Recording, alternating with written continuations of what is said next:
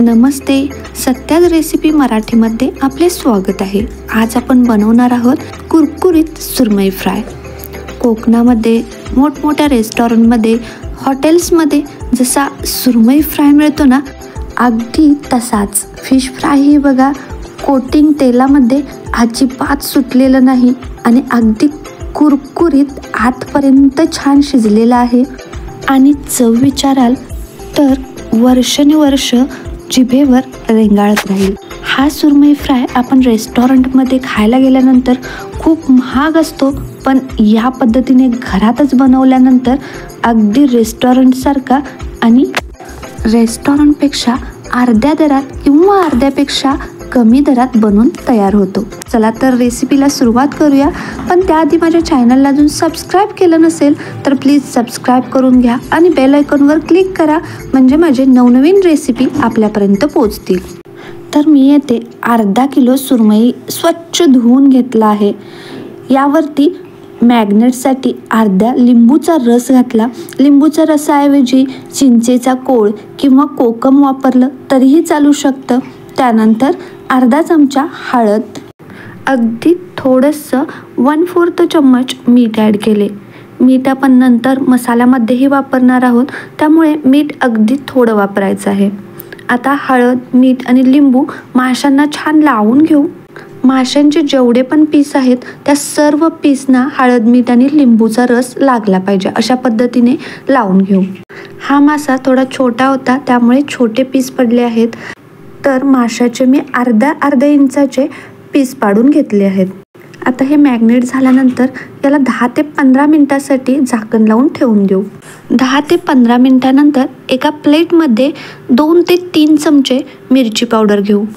1 चमचा जिरे पावडर, 1 चमचा धनिया पावडर, अर्धा चमचा हळदी पावडर. त्यानंतर फिश मॅग्नेटसाठी आपण मीठ वापरलं आहे, त्यामुळे अगदी थोडंसं 1/4 चम्मच मीठ ॲड केले. अर्धा चम्मच गरम मसाला आणि 1 फुल्ल मोठा चम्मच आले लसूण पेस्ट घेतली आणि यामध्ये 4 ते 5 चम्मच पाणी ॲड केले आणि याची सरसरीत अशी पेस्ट बनवून घेतली. आता हा होममेड फिश फ्राय मसाला तयार झाला आहे. यामध्ये आपण रेडीमेड फिश फ्राय मसाला घातला तर जास्त मसाल्यांची चव लागते. रेडीमेड फिश फ्राय मसाला वापरायचा असेल तर या मसाल्यांचे प्रमाण थोडेसे कमी करावे लागेल. आता ही आपण बनवलेली मसाल्यांची पेस्ट माशांच्या पीसला अशा पद्धतीने सर्व बाजूनी लावून घेऊ. तर फिश फ्रायला जास्त मसाला चांगला लागत नाही. जास्त मसाला झाला तर माशाची स्वतःची चव जाते आणि मसाल्यांची चव जास्त येते. सुरमई माशाला स्वतःची अशी खूप छान टेस्ट असते, त्यामुळे मसाल्यांचे प्रमाण कमी वापरायचे. तर हा तयार मसाला अशा पद्धतीने सर्व बाजूनी लावून घेतला आणि सर्व माशांच्या तुकड्यांनाही लावून घेतला. आता हा मसाला लावल्यानंतर परत मॅग्नेट होण्यासाठी ठेवण्याची गरज नाही. लगेचच रव्यामध्ये घोळून तळू शकतो. पण 5 ते 6 तास आधी ह्या फिशच्या तुकड्यांना अशा पद्धतीने मसाला लावून फ्रीजमध्ये ठेवला आणि 5 ते 6 तासानंतर खाते वेळेस गरमागरम फ्राय केला तरीही चालू शकतो. तर बघा, माशांच्या सर्व तुकड्यांना मसाला लावून झाला आहे. आता हे तुकडे आपण लगेचच तळायला घेणार आहोत. आता हे पीस रव्यामध्ये घोळून घेऊ. रव्यामध्ये अर्धा रवा आणि अर्धा तांदळाचं पीठ घेतलं तरीही चालू शकतं, पण मी फक्त येथे बारीक रवा 1 कप घेतला आहे आणि यामध्ये 1 चमचा काश्मीरी लाल मिरची पावडर आणि अगदी थोडंसं 1/4 चम्मच मीठ घातले आहे. रव्यामध्ये मिरची पावडर आणि मीठ घातल्यामुळे रव्याच्या कोटिंगमध्येही चांगली टेस्ट उतरते, म्हणजेच रव्याचं कोटिंग सपक लागत नाही. त्यानंतर मी तवा मीडियम फ्लेमवर गरम होण्यासाठी ठेवला आणि त्यानंतर रव्यामध्ये मसाला लावलेले माशाचे पीस अशा पद्धतीने रव्यामध्ये घोळून घेतले. हलक्या हाताने दाबत रवा लावून घेतला की रव्याचं कोटिंग ही तेलामध्ये सुटत नाही. त्याचबरोबर वरूनही असा रवा लावून हलक्या हाताने दाबून घ्यायचा आहे. तसेच साईडनेही रवा लावून घेऊ. तर अशा पद्धतीने माशांच्या सर्व तुकड्यांना रवा लावून घेतला. आता हे रवा लावलेले पीस फ्राय करून घेऊ. मासा फ्राय करण्यासाठी कढई घ्यायची नाही, तर आपण शॅडो फ्राय करणार आहोत. त्यामुळे तवा घ्यायचा आहे आणि तवा जाड असावा, कारण हलका तवा असेल तर मासा वरून करपतो. आता 2 ते 3 मिनटं तवा मीडियम फ्लेमवरती चांगला तापला आहे. या तापलेल्या तव्यावरती 4 ते 5 चमच तेल सोडून घेऊ आणि तेल तव्याला सर्व बाजूनी लावून घेऊ.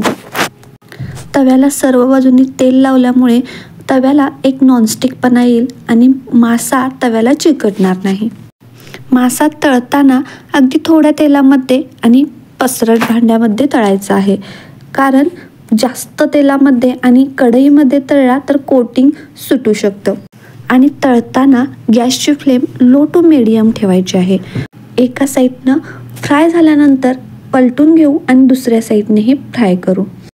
तर तुम्ही बघू शकता माशाला किती मस्त कोटिंग बसलं आहे आणि तेलामध्ये अजिबात कोटिंग पडलेलं नाही आणि मस्त कुरकुरीतही बनला आहे.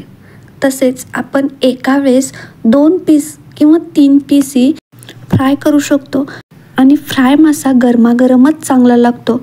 तर एकाच वेळेस सर्व पीस गरमागरम पाहिजे असतील तर मासा तळत असतानाच तळलेले पीस अशा पद्धतीने तव्याच्या साईडने लावायचे आणि दुसरे पीस तळून घ्यायचे, म्हणजे सर्व पीस एका वेळेस गरमागरम खायला मिळतील. तर आपला गरमागरम कुरकुरीत टेस्टी सुरमई फ्राय तयार झाला आहे. रेसिपी आवडली असेल तर एक लाईक नक्की करा आणि या 31ला या पद्धतीने फिश फ्राय करून पहा आणि कमेंट्स करून सांगायलाही विसरू नका कसं बनलं आहे ते. थँक्यू.